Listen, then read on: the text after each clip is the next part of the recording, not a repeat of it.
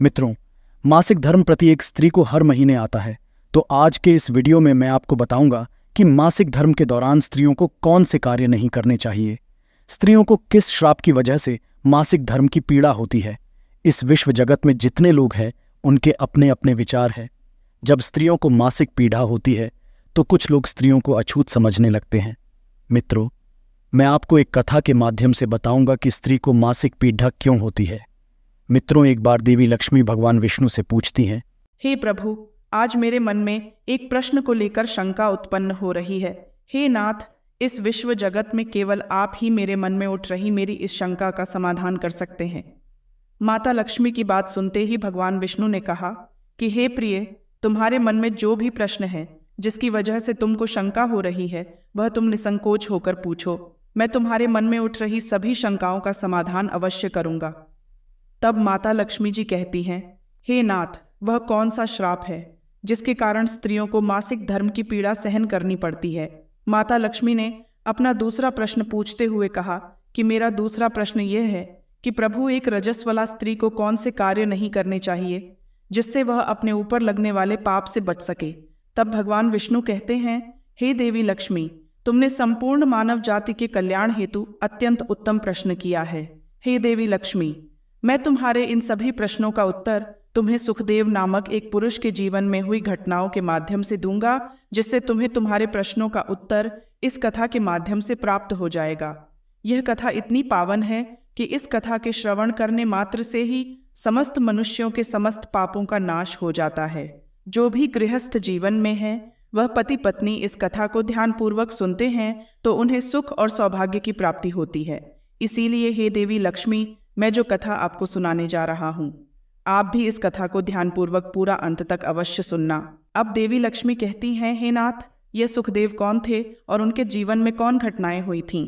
हे प्रभु, मैं इस कथा को सुनने के लिए उतावली हो रही हूँ।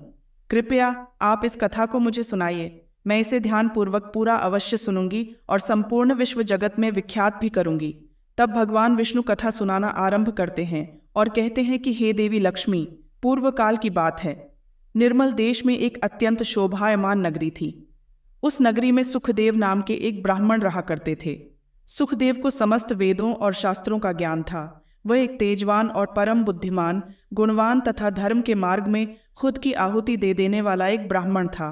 सभी वर्णों के लोग सुखदेव को बड़ा सम्मान देते थे। सुखदेव प्रतिदिन यज्ञ करता था। दान धर्म के साथ संध्या उपासना भी किया करता था। सुखदेव पशु, पुत्र, बंधु बांधव तथा धन संपत्ति से संपन्न थे। सुखदेव की पत्नी का नाम तपस्या था। वह भी अत्यंत चरित्रवान, गुणवान तथा पतिव्रता धर्म का पालन करने वाली स्त्री थी। एक दिन सुखदेव और उसकी पत्नी तपस्या ने मिलकर अपने घर पर सत्यनारायण भगवान की पूजा रखी और सभी ब्राह्मणों को स्वयं जाकर निमंत्रण दिया। साथ ही नगर में निवास करने वाले समस्त मनुष्यों को उसने पूजा के लिए बुलाया। सुखदेव की पत्नी तपस्या ने अपने घर पर भांति भांति प्रकार का भोजन भी बनाया था और सभी को भोजन के लिए बुलाया। उसके बाद पूजा के दिन समस्त ब्राह्मण उसके घर पर पधारे। सुखदेव ने सभी ब्राह्मणों का विधिपूर्वक पूजन किया और उन सभी का बड़े ही प्रेम के साथ आदर सत्कार किया। फिर सुखदेव ने सभी ब्राह्मणों को घर के अंदर बुलाया और उन्हें आसन देकर प्रेम के साथ बिठाकर भोजन कराया। ब्राह्मणों को भोजन कराकर उनकी भूख की तृप्ति समाप्त करने के बाद सुखदेव ने भगवान का स्मरण करते हुए जिन जिन को सुखदेव ने बुलाया था उन सभी को वस्त्र आदि का दान करके विदा किया। वे सभी ब्राह्मण सुखदेव को आशीर्वाद देकर वहां से प्रस्थान कर गए। उसके बाद सुखदेव ने अपने परिवार के सभी मित्र, बंधु बांधव तथा अनेक दीन और भूखे लोगों को भोजन करवाया। इस प्रकार से सुखदेव ने सभी को भोजन कराकर और पूजा संपन्न करके सभी को विदा करके जब वह ब्राह्मण सुखदेव अपने घर के द्वार के सामने गया तो उसने देखा कि उसके घर के सामने एक कुत्ता और सुवर्ण आपस में कुछ बात कर रहे थे। जब ब्राह्मण सुखदेव ने उस कुत्ते और सुअर की पूरी बात सुनी तो सुखदेव को बड़ा आश्चर्य हुआ। वह कुत्ता और सुअर ने उसके माता पिता ही थे, जो पिछले जन्म के पाप कर्मों को करने के कारण इस जन्म में कुत्ता और स्वर्ण बन गए हैं। तब वह ब्राह्मण सुखदेव मन ही मन सोचने लगा, यह दोनों तो साक्षात मेरे माता पिता हैं जो मेरे घर पर पशु बनकर आए हैं। भगवान ने किस कारण से इन दोनों को पशु बना दिया है? किस पाप के कारण मेरे माता पिता को ये पशु का शरीर प्राप्त हुआ है? सुखदेव ने सोचा कि अब मैं इनके उद्धार के लिए क्या करूं। इस प्रकार विचार करते हुए सुखदेव ब्राह्मण को रात भर नींद नहीं आई और वह रात भर भगवान का स्मरण करते हुए वह सोच विचार करने लगा। उसने सोचा कि मैं अपने माता पिता की मुक्ति के लिए क्या करूं। तब उसे याद आया कि मेरे माता पिता की आत्मा की मुक्ति का उपाय केवल मुनि वशिष्ठ जी ही बता सकते हैं। सुबह होते ही सुखदेव ने स्नान आदि कार्य संपन्न करके मुनि वशिष्ठ जी से मिलने के लिए उनके आश्रम पर जा पहुंचा। आश्रम के अंदर प्रवेश करते ही मुनि वशिष्ठ जी ने सुखदेव का स्वागत किया और वशिष्ठ जी सुखदेव से कहने लगे, हे ब्राह्मण श्रेष्ठ, आप आज किस कारण से हमारे आश्रम में पधारे हैं? हे ब्राह्मण श्रेष्ठ, आप बड़े दुखी जान पड़ रहे हैं। आपके दुख का कारण क्या है? सुखदेव कहता है, हे मुनिवर, आपको मेरा प्रेम भरा प्रणाम। हे मुनिवर, आज आपके दर्शन मात्र से मेरा जन्म सफल हो गया है। परंतु हे मुनीश्वर, यहाँ आज मैं आपके पास अपनी एक शंका को लेकर आया हूँ। कृपया आप ही मुझे इस दुख से बाहर निकालें। हे भगवान, मुझे इस शंका से आज़ाद करें। मैं अत्यंत दुखी और दुर्बल हो गया हूँ। वशिष्ठ जी ने आगे कहा कि हे ब्राह्मण देव, आप दुखी मत होइए। आपकी जो भी शंका है वह निसंकोच होकर मुझसे पूछो, मैं अवश्य तुम्हारी शंका का समाधान करूंगा। फिर सुखदेव कहता है, हे मुनिवर, कल मैंने अपने घर पर भगवान सत्यनारायण का पूजन करवाया तथा अनेक ब्राह्मणों को और भूखे लोगों को भोजन कराया। मैंने सब कुछ विधि पूर्वक पूजन किया। फिर जब मैं अपने घर के बाहर अपने मेहमानों को अपने द्वार तक छोड़ने आया तो मैंने देखा कि मेरे द्वार पर एक कुत्ता और एक स्वर्ण दोनों मेरे घर के सामने खड़े होकर बात कर रहे थे। सबसे पहले कुत्ता उस स्वर से इस प्रकार से कहने लगा कि देखो, आज देखो कैसी घटना घटी।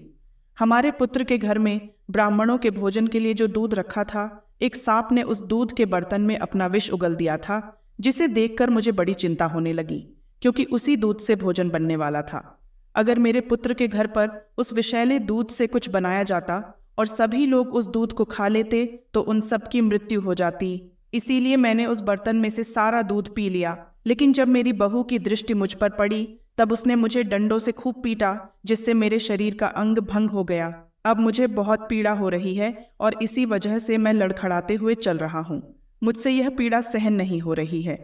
कुत्ते की बात को सुनकर वह स्वयं बहुत दुखी हो गई और वह अपना वृतांत सुनाने लगी और बोली कि हे प्रीतम, अब मैं तुम्हें मेरे दुख का कारण सुनाती हूँ। पूर्व जन्म में मैं इस ब्राह्मण की माता थी, परंतु आज इस ब्राह्मण ने सभी लोगों को भोजन कराया, किंतु इसने मेरे सामने घास तक नहीं डाली और न ही मुझे जल पिलाया। सुखदेव बोला कि हे मुनिवर, इसी कारण से मैं बहुत दुखी हो गया हूँ। फिर सुखदेव कहने लगा, इस प्रकार से अपने माता पिता को कुत्ते और स्वर के रूप में ऐसा बोलते हुए देखकर मुझे बड़ा दुख हो रहा है। हे मुनिवर, मुझे रात भर नींद नहीं आ रही है। हर क्षण मुझे बस यही चिंता सताए जा रही है कि मैंने कभी कोई पाप नहीं किया है, हमेशा धर्म के कार्य किए हैं, परंतु फिर भी मेरे माता पिता को ऐसे कष्ट झेलने पड़ रहे हैं। हे मुनिवर, यही मेरी शंका है। इसी कारण से आज मैं आपके पास आया हूँ। कृपया आप अपनी दिव्य शक्ति से पता करके मुझे बताइए कि किस कारण से मेरे माता पिता की ऐसी दुर्दशा हुई है और उनकी मुक्ति के लिए मुझे कौन सा कर्म करना होगा।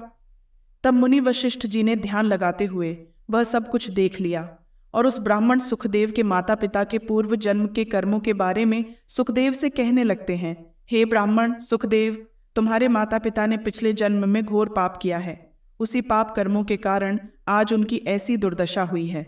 सुखदेव कहने लगता है कि हे गुरुदेव, कौन से पाप के कारण मेरे माता पिता की दुर्दशा हुई है? कृपया मुझे उसके बारे में विस्तार से बताने की कृपा करें, मैं जानना चाहता हूँ। फिर मुनि वशिष्ठ जी कहते हैं कि हे ब्राह्मण सुखदेव, तुम ध्यान से सुनो। ये कुत्ता जो तुम्हारे पिता हैं, ये पिछले जन्म में वसंत नगर के श्रेष्ठ ब्राह्मण हुआ करते थे। इन्होंने एक दिन एकादशी का व्रत रखा, परंतु यह उसका पालन न कर सके और भोजन कर लिया था। एकादशी के व्रत के दिन तुम्हारे पिता ने दान धर्म भी नहीं किया। इन्होंने अपने द्वार पर आए हुए कुत्तों को कभी भोजन नहीं खिलाया। तुम्हारे पिता ने अपने पितरों का श्राद्ध भी विधिपूर्वक नहीं किया। तुम्हारे पिता ने पिछले जन्म में मासिक धर्म के दौरान ही तुम्हारी माता के साथ संबंध बनाया था और इसी पाप के कारण तुम्हारे पिताजी को इस जन्म में कुत्ते का जन्म मिला है। हे ब्राह्मण पुत्र, अब तुम अपनी माता के बारे में सुनो। तुम्हारी माता ने रजस्वला होते हुए भी भोजन बनाया। मासिक धर्म के दौरान ही इसने भगवान की पूजा उपासना की, तुलसी को जल चढ़ाया। रजस्वला होते हुए भी तुम्हारी माता ने भगवान को भोग लगाया। इसी कारण से इसे महापाप लगा है। मासिक धर्म के दौरान स्त्री 3 से 5 दिनों के लिए अपवित्र हो जाती है। मासिक धर्म के दौरान स्त्री को पूजा पाठ नहीं करना चाहिए, न ही सत्संग करना चाहिए। प्रत्येक स्त्री को इन 3 से 5 दिनों में अपने बाल भी नहीं धोने चाहिए, इससे उसके पति की आयु कम होती है। मासिक धर्म के दौरान पेड़ पौधों को स्पर्श नहीं करना चाहिए। प्रत्येक रजस वाला स्त्री के साथ संबंध भी नहीं बनाना चाहिए। वह मुनिवर अब आगे कहते हैं कि जो पुरुष रजस वाला स्त्री के साथ संबंध बनाता है उसे ब्रह्म हत्या का पाप लगता है। जो पुरुष रजस वाला स्त्री के वस्त्रों को स्पर्श करता है उसे भी पाप लगता है। रजस वाला स्त्री के शरीर में 3 से 5 दिनों तक ब्रह्म हत्या का पाप निवास करता है और 6वें दिन ही वह स्नान करके पवित्र हो जाती है। 6वें दिन स्नान करने के पश्चात रजस वाला स्त्री को अपने पति का मुख देखना चाहिए, अन्य किसी पुरुष का मुख नहीं देखना चाहिए। यदि पति समीप न हो तो सूर्य देव के दर्शन करने चाहिए। गुरु वशिष्ठ सुखदेव से कहते हैं, हे ब्राह्मण श्रेष्ठ, इसी पाप के कारण तुम्हारे पिता को कुत्ते और तुम्हारी माता को सुवर्ण का जन्म प्राप्त हुआ है। सुखदेव कहता है, हे मुनिवर, अब आप मुझे मेरे माता पिता की मुक्ति के लिए उपाय बताने की कृपा करें। तब वशिष्ठ जी अपनी दिव्य दृष्टि से इसका मार्ग भी देख लेते हैं और कहते हैं कि हे ब्राह्मण, तुम किसी भी अमावस्या के दिन अपने माता पिता की मुक्ति के लिए श्राद्ध तथा तर्पण करो और दान धर्म करो, गाय की सेवा करो और गौ माता को भोग खिलाओ और अपने माता पिता की मुक्ति के लिए भगवान से प्रार्थना करो। सुखदेव जैसा वशिष्ठ जी कहते हैं वही करता है और फिर उसके माता पिता को समस्त पापों से मुक्ति मिलती है। अब भगवान विष्णु देवी लक्ष्मी से कहते हैं, हे देवी, अब मैंने तुम्हें रजस्वला स्त्री को कौन से कार्य नहीं करने चाहिए इस विषय में बता दिया है। हे देवी, अब मैं तुम्हें यह बताता हूँ कि किस श्राप के कारण से प्रत्येक स्त्री जाति को मासिक धर्म की कठोर पीड़ा को सहन करना पड़ता है। तब देवी लक्ष्मी बोली, हे नाथ, आपके इस प्रश्न के उत्तर से प्रत्येक स्त्री जाति की रक्षा होगी। मैं स्वयं उनके साथ रहकर उनको इस विषय में मार्ग प्रदान करूंगी। तब भगवान विष्णु कहते हैं कि हे देवी, ठीक है, मैं तुम्हें इस प्रश्न का उत्तर भी दे देता हूँ। सतयुग में कालकीय नाम का एक प्रसिद्ध दानव हुआ करते। दानव होने के कारण उनका स्वभाव दानवीय प्रवृत्ति का था और वे हमेशा ही युद्ध करने के लिए तत्पर रहते थे। फिर अचानक से एक दिन सभी दानव वृत्रासुर दानव के साथ मिलकर स्वर्गलोक पर आक्रमण करने लगते हैं। उन असुरों के पास भयंकर शक्तिशाली अस्त्र खंजर थे जिसका सभी देवता सामना न कर सके। स्वर्गलोक से भागकर ब्रह्मदेव के पास आ गए। फिर उन्होंने ब्रह्मा जी को सब कुछ कह सुनाया। तब ब्रह्मदेव ने उन्हें असुरों को परास्त करने का उपाय बताते हुए कहा, हे इंद्र, तुम इसी क्षण महर्षि दधीचि के पास चले जाओ। वे तुम्हें अपनी शरीर की हड्डियों से तुम्हें अस्त्र शस्त्र प्रदान करेंगे और तुम उन्हीं अस्त्रों का प्रयोग करके तुम वृत्रासुर का वध कर सकोगे। फिर सभी देवता महर्षि दधीचि के आश्रम पर जाते हैं और वे सभी उनसे प्रार्थना करते हैं और दधीचि महर्षि से अस्त्र प्रदान करने की विनती करते हैं। फिर संसार के कल्याण के लिए महर्षि दधीचि अपनी ही शरीर की हड्डियों से अस्त्र का निर्माण करते हैं। उन्हीं अस्त्रों में से एक वज्र नाम का अस्त्र होता है, जिस अस्त्र को देवराज इंद्र धारण कर लेते हैं। फिर से सभी देवता गण वृत्रासुर के साथ युद्ध करने के लिए निकल जाते हैं। उसके उपरांत देवताओं और दानवों के बीच भीषण युद्ध होता है। सभी देवता आकाश में दानवों से युद्ध करने के लिए एकत्रित हो जाते हैं। उन सभी पर प्रहार करने लगते हैं। कई दिनों तक इस प्रकार से दैत्यों और देवताओं के बीच में भीषण युद्ध चलता है। फिर देवराज इंद्र और वृत्रासुर आमने सामने आ जाते हैं। दोनों के बीच भीषण युद्ध होता है और देवराज इंद्र अपने वज्र का प्रहार करके वृत्रासुर को मार डालते हैं। उसके शरीर में एक ब्रह्म हत्या वास करती थी। वह उस दानव वृत्रासुर की मृत्यु होते ही उसके शरीर से ब्रह्म हत्या बाहर निकलती है और इंद्र का पीछा करने लगती है। फिर वह ब्रह्म हत्या देवराज इंद्र के शरीर में प्रवेश कर लेती है, जिससे इंद्र को ब्रह्म हत्या का पाप लगता है। देवराज इंद्र ब्रह्मदेव के पास जाते हैं और उनसे ब्रह्म हत्या से छुटकारा पाने का उपाय पूछते हैं। ब्रह्मदेव उस ब्रह्म हत्या को इंद्र के शरीर से निकलने की आज्ञा देते हैं और वह ब्रह्म हत्या इंद्र के शरीर से बाहर निकलकर ब्रह्मदेव से कहने लगती है, हे परमपिता ब्रह्मा, अभी तक मैं वृत्तासुर के शरीर में निवास कर रही थी, क्योंकि उसने अनेक ब्राह्मणों की हत्याएं की थीं।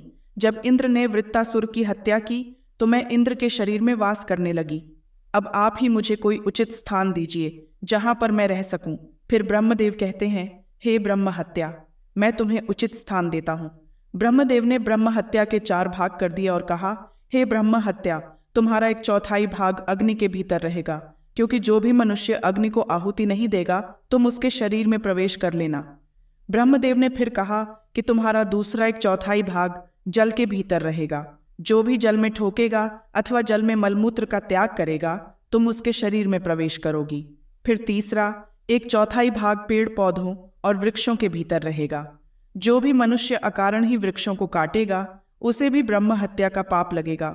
उसके बाद ब्रह्मदेव ने अप्सराओं को बुलाया और कहा, हे अप्सराओं, इस ब्रह्म हत्या का 1/4 भाग तुम ग्रहण करो।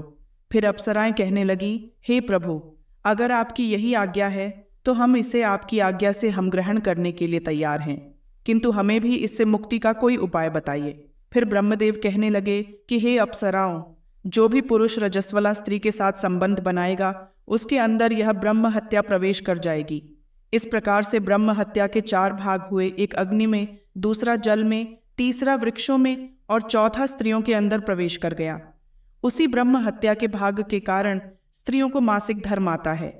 जो भी पुरुष मासिक धर्म के दौरान स्त्रियों को स्पर्श करता है अथवा उनके साथ संबंध बनाता है उसे ब्रह्म हत्या का पाप लगता है। अब आगे भगवान विष्णु कहते हैं, हे देवी, इस प्रकार से मैंने आपको स्त्री के रजस्वला होने के पीछे की कथा और रजस्वला स्त्री को कौन से कार्य नहीं करने चाहिए इसके विषय में बता दिया है। अब माता लक्ष्मी कहती हैं, हे प्रभु, आज आपने मुझे बहुत ही महत्वपूर्ण ज्ञान दिया है। मैं भी आपको वचन देती हूँ, जो भी स्त्री मासिक धर्म के दौरान पूजा पाठ करेगी, पति के साथ संबंध रखेगी, उसके घर में मैं प्रवेश नहीं करूंगी। तो मित्रों, यही कारण है कि मासिक धर्म के दौरान किसी भी स्त्री को छूना पाप माना गया है। मासिक धर्म के दौरान स्त्रियों को ये कार्य नहीं करने चाहिए। मित्रों, आपको हमारी यह कथा कैसी लगी हमें कमेंट करके अवश्य बताएं। वीडियो अच्छी लगी हो तो वीडियो को लाइक ज़रूर करें। कमेंट में जय श्री हरि विष्णु अवश्य लिखें, साथ ही चैनल को सब्सक्राइब करें। मित्रों, अगर आप सभी ने वीडियो को यहाँ तक देखा है तो वीडियो को यहाँ तक देखने के लिए आपका दिल से धन्यवाद।